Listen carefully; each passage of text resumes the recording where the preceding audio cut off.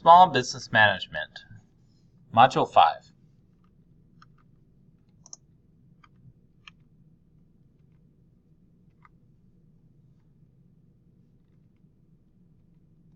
The first part about understanding your business is that we need help to launch our business. So whether you're getting help from hiring employees or hiring independent contractors, or even if your friends and families are just pitching in, we all need help in launching our business. Workers are the people that you're going to be paying in order to produce work that helps your business start and grow. Adding workers increases the amount of work that can be done in the business. You can serve more customers, and businesses can stay open longer. Some businesses absolutely need workers. Let's say restaurants. Yes, you could run the business by yourself, but how often do you see just one worker accepting the money from your customers and also serving all the food? It doesn't happen very often. It can happen, but most restaurants need a lot of workers in order to make the business successful. So, on the other hand, there are some businesses, let's say a graphic designer, where the main worker is the business owner itself, and there's no need to really hire employees or workers to help the business start and grow. But at the same time, there are things that even a graphic designer might need. They might need bookkeeping services, or they might need marketing help, or they may need somebody to organize a job for a client. All those things need help. So let's look at some small business statistics. So for the different kinds of businesses, what is the share of the overall businesses percent? So you'll notice that these don't necessarily add up, but I've highlighted each in its own section so you can kind of see. I will explain. So of all businesses out there, how many of them are home-based? About 52% in the survey were home-based businesses. So about half the businesses are home-based, run out of their home. How many businesses are franchise? About 2%. Okay. Here's another question. Of the businesses, how many of them are sole proprietors and how many of them are corporations? About 72% of all businesses are sole proprietors and about 18% are corporations. The final question is, how many businesses in the U.S. are employer businesses and how many of them are non-employer businesses?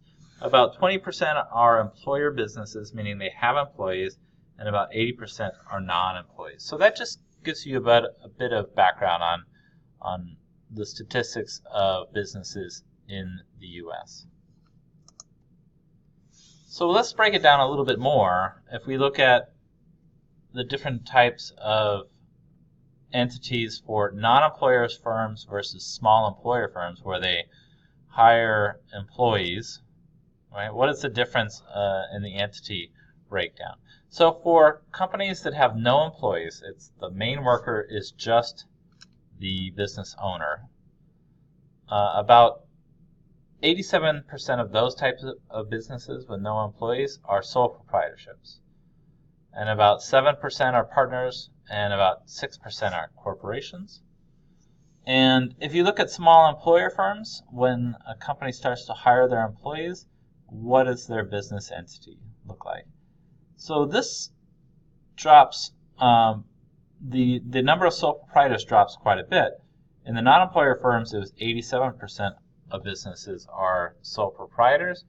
And in the small employer firms, it drops to about 16%. So most businesses, once they start hiring employees, they incorporate or form a partnership or other. So about 21% of small employer firms are corporations, C corporations, and about 45% of them are S corporations. So signs that you might need help. So if you have a business and it's getting up and running, what are some signs where you might need some help from a worker? One is that you're turning away work because you are too busy. Another is you don't have time to send invoices or bills. If you're buried in a mountain of paperwork, if you're too busy to pursue new customers, if you want to grow a business that you can sell at a later time. These are all signs that you might need to hire help. So there are two general ways to get help, and this is for people that you're going to be paying to perform work for your business. One are independent contractors, and the second are employees. Independent contractors are a person, business, or corporation that provides goods or services to another entity under the terms specified in a contract or within a verbal agreement, whereas an employee is a person employed for wages or salary. It may be hard to understand the difference between these two, but it's very, very important for your business to differentiate between the two ways to get help. And be sure that you're paying and hiring the worker in the correct way. A business can get into a lot of trouble not understanding the differences and paying workers incorrectly.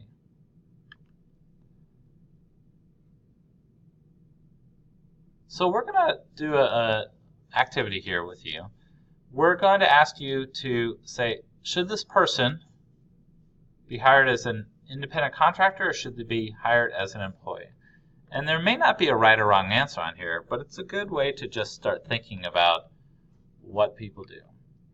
So we will go through the process, and we haven't given you a lot more information about the difference between the two other than the definitions here. But let's look at the first example. Okay? So put yourselves in the place of the hiring company, and you need to hire a worker. And the worker is the graphic designer. And you're playing the role of the company. It is a marketing company that has some extra work and hires a graphic designer to assist with projects over the course of a few months. The designer comes into the office and works on a regular schedule similar to other employees. So a little bit of information about you, the company. You have other employees that do graphic design, and you also hire independent contractors. This has been your past method. You would hire independent contractors on after about 5 to 6 months of good work. And you would turn them into employees. So you usually hire as independent contractors first, and after about 5 or 6 months of good work, you would convert them to employees. So things about this graphic designer that you're thinking about hiring on.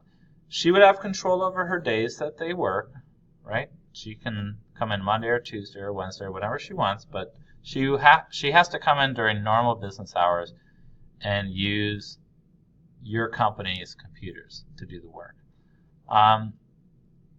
It's okay if she does other jobs, right? She can work for other companies, but as long as she doesn't work on them, at our location using our computers, and she'll have to do it somewhere else. So this is a situation. So the question is, would you hire this person as an independent contractor or employee?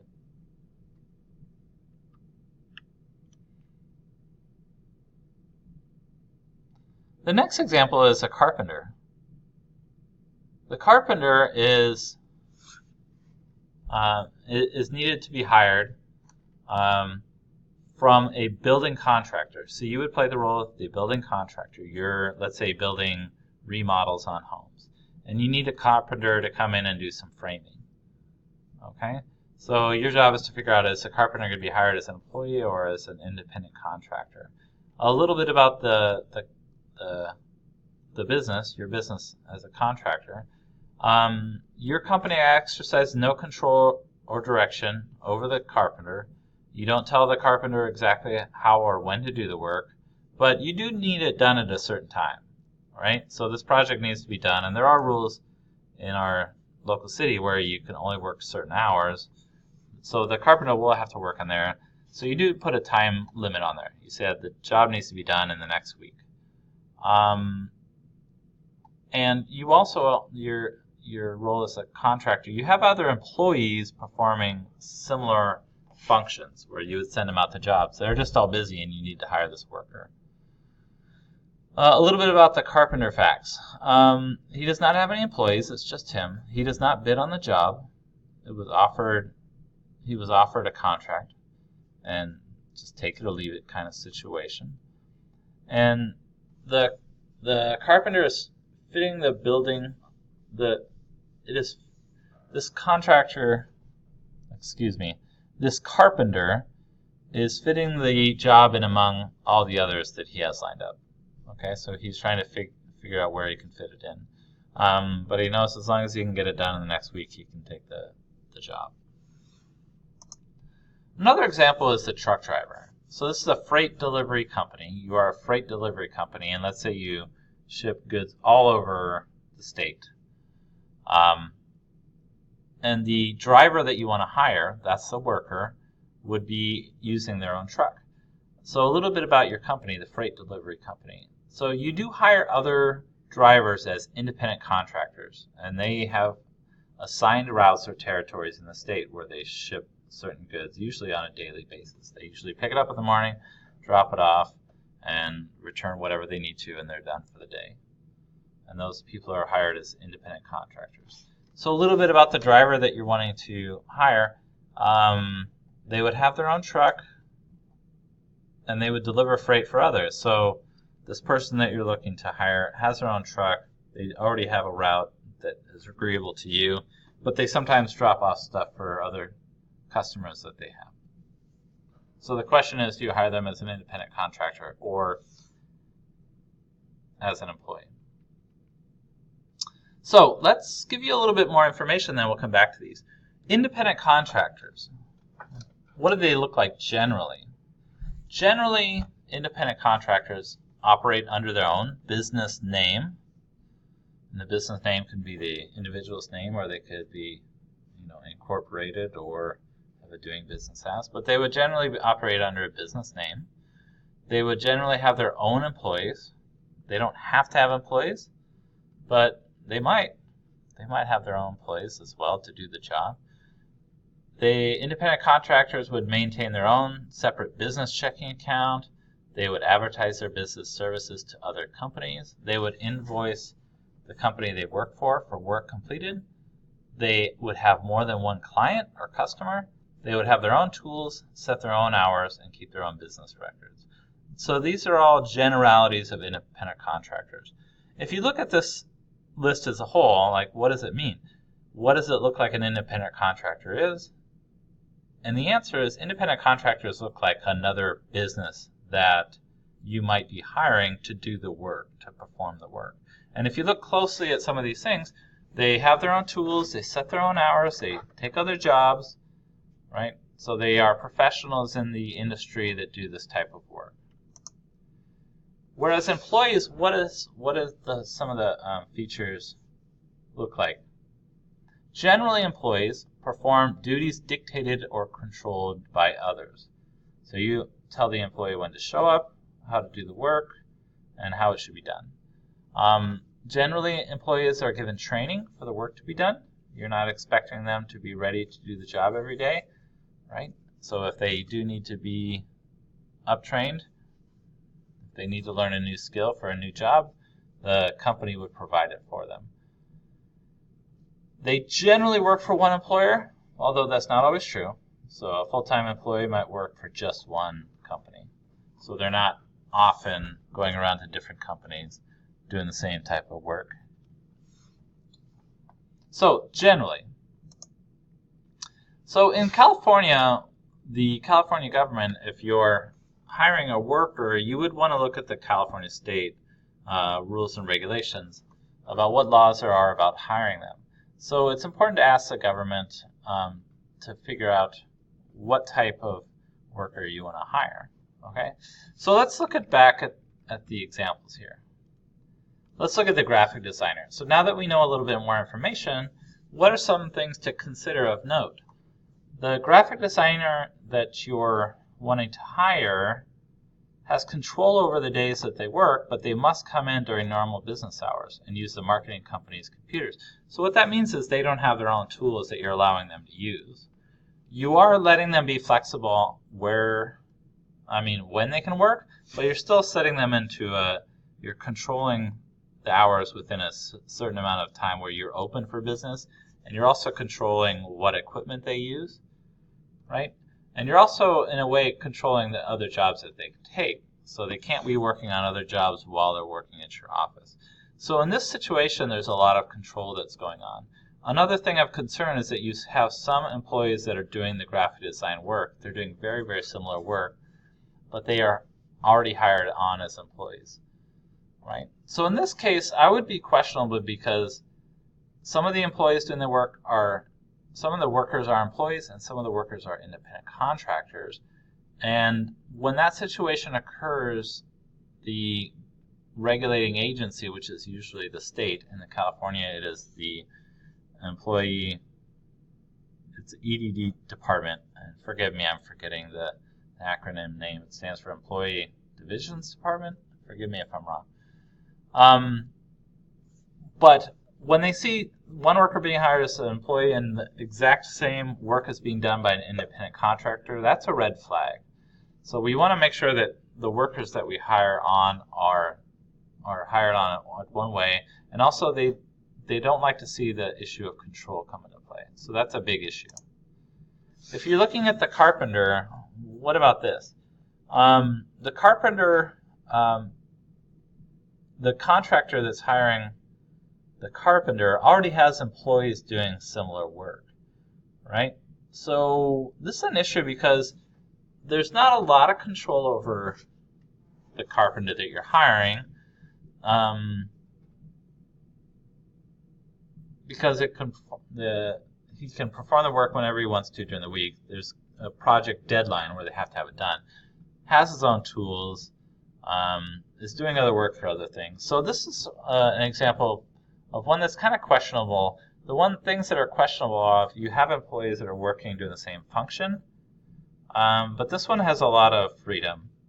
So this is a kind of a questionable or gray area category, where if the governing agency were to see if you were hiring this person in the right way, they would say, yes, you're giving them a lot of freedom, you're not controlling them too much, but you also have employees doing the same type of work. So this is the question of whether you're hiring them right, and this is a gray area, and this is where often a lot of times businesses find themselves. So it's important to set up a strategy of how you're going to hire the contractor so you don't end up getting in trouble with the governing agency.